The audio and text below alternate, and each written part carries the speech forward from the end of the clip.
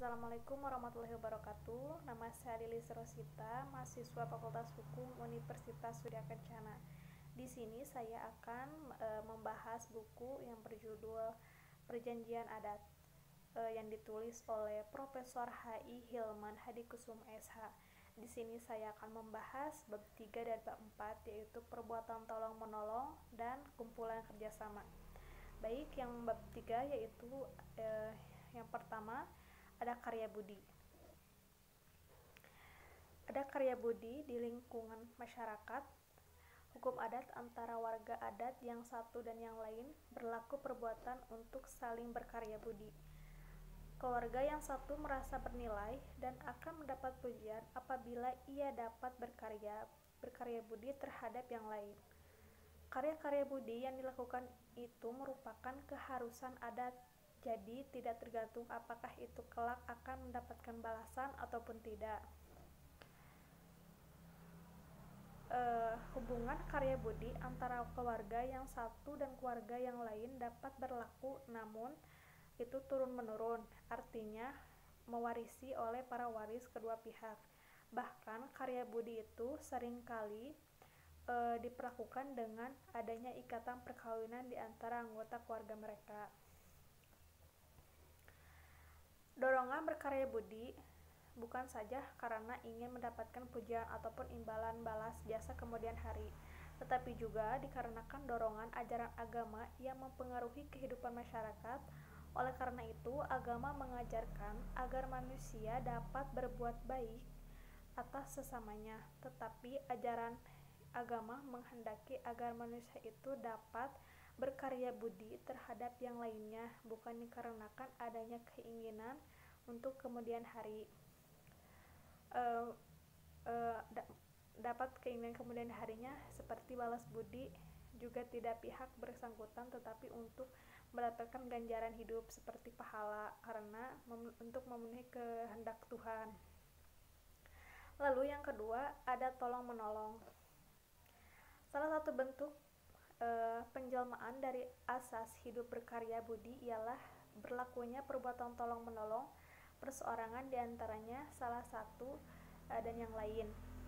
Dorongan bagi seseorang namun berbuat tolong menolong bukanlah sebenarnya didasarkan karena sudah ada atau belum adanya pertolongan yang diterima terlebih dahulu dari orang lain, atau karena sudah ada atau belum ada karya budi yang diterima dari orang lain, tetapi adalah dikarenakan memang seharusnya berbuat demikian menurut hukum adat. Lalu bab 4 yaitu kumpulan kerjasama, perbuatan tolong menolong atau gotong royong terjadi dan berlaku tanpa adanya satu susunan organisasi yang nyata dan yang teratur sebagaimana halnya dengan organisasi modern. Kegiatan ini merupakan suatu kerjasama, tetapi sifatnya bekerjasama itu dapat terjadi dengan spontan, dengan sendirinya. Lalu juga kepentingan kerjasama insidentil selesai, maka kerjasama itu akan bubar dengan sendirinya juga. Yang pertama, ada kerjasama tua-tua adat. Dalam bentuknya yang lama mengenai kerjasama antara tua-tua adat, misalnya kerjasama Bandarpa. Bandarpa ini di daerah Waiseputih, Lampung Tengah, yang bertujuan untuk mempertahankan kampung-kampung Buyut, Mataram, Surabaya, dan Terbanggi. Di masa abad 18 atau juga kerjasama Mangguwapak, marga keempat, Tulang Bawang, yang terdiri dari marga Buwai, Bolai Buwai, Temanggoan, Buwai, Aji, dan Sumai Umpu, atau kerjasama Bandarpa seperti Keratuan Darah Putih dalam mengadakan perlawanan terhadap Belanda pada awal tengah abad ke-19. Yang kedua, ada kerjasama kaum wanita. Kerjasama ini umumnya merupakan kerjasama pekerja yang sesuai dengan batas kemampuan kerja kaum wanita, yaitu seperti tolong-menolong dalam bentuk menumbuk padi, masak-memasak, jahit-menjahit, nganyam-menganyam, atau industri rumah tangga lainnya. Lalu yang ketiga ada kerjasama muda-mudi. Di Indonesia, bekerjasama ini sudah tua umumnya di zaman Majapahit pada abad ke-14. Di masa Patih Gajah Mada ini berlaku kerjasama antar golongan pemuda kota dan pemuda desa atau antara pemuda dari pusat negara dengan pemuda dari daerah-daerah. Kerjasama ini tersusun dan kesatuan yang disebut dengan Bayangkara untuk menjaga tugas melaksanakan menjaga keamanan negara. Lalu yang keempat ada kerjasama pertanian. Daerah-daerah di mana sistem pertanian masih sederhana, yaitu pertanian ladang yang dilaksanakan dengan jalan membuka hutan, maka berlaku kumpulan bekerjasama membuka hutan itu sekelompok petani yang di bawah pemimpinan kepala tambang. Membuka hutan dan setelah selesai penebangan, di mana pohon-pohon dan semak belukar telah selesai dibakar, maka diadakan pembagian bidang tanah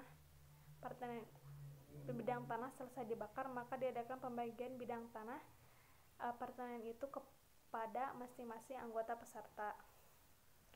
Lalu yang kelima, ada bekerjasama pembangunan.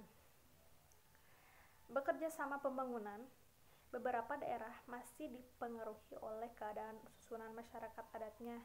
Di lingkungan masyarakat adat Betali Darah di masa lampau seperti berlakunya di daerah Lampung, pembangunan rumah anak penyimpangan, yaitu anak mertua lelaki Maponto Minahasa, biasanya dilakukan dengan kerjasama tolong-menolong seluruh anggota keluarganya, baik tolong-menolong dalam arti pengumpulan bahan, biaya, upah, atau mengerjakan bangunan lainnya. Yang keenam, kerjasama niaga dan permodalan. Kerjasama niaga atau kerjasama dalam usaha jual beli dengan mengumpulkan modal baik yang bersifat sementara maupun bersifat tetap dilakukan warga masyarakat di pedesaan. Misalnya seperti bekerjasama antar pemilik kebun buah-buahan atau bekerjasama dengan penangkap ikan, bekerjasama dengan beberapa pedagang kecil lainnya, yaitu membeli ternak di antara warga kampung, kerjasama memelihara tanah dan lainnya dan sebagainya. Yang ketujuh, ada bekerjasama pekerja harian. Pekerja harian lalu juga disebut dengan buruh harian, adalah orang-orang yang kehidupannya bermata pencaharian dengan jalan menjual tenaga untuk kepentingan orang yang dengan mendapat pembayaran yang disebut dengan upah. Oleh karena itu mereka disebut dengan kuli upahan. Yang kedelapan, kerjasama seni budaya dan pertukangan. Seni budaya ada yang merupakan bagian dari kesatuan masyarakat, ada di bawah pemimpinan tua-tua adat, seperti seni klasik adat Lampung yang ada terpisah dari kesatuan adat seperti terdapat di berbagai daerah. Tidak terikatnya dengan kesatuan masyarakat adat adalah dikarenakan kepentingan kerjasama para seniman itu bertujuan untuk mengembangkan seni budaya dan tujuan-tujuan yang bersifat ekonomis. Yang kesembilan, kumpulan kerjasama sosial pendidikan agama. Pada umumnya, di lingkungan masyarakat adat, di desa, tolong-menolong dan bersifat kekerabatan dan ketetanggaan dalam hubungan dengan keberkerumunan hidup antara yang satu dan yang lainnya berkisar pada soal hidup yang menyangkut kesusahan ataupun kegembiraan. Jika ada yang lahir khitanan, kawinan, maka datanglah sanak saudara, tetangga, kenalan yang ikut serta menyumbangkan tenaga atau benda guna memerahkan kerabat tetangga yang sedang berkepentingan. Sekian yang saya jelaskan. Wabillahi taufiq wal hidayah. Wassalamualaikum warahmatullahi wabarakatuh.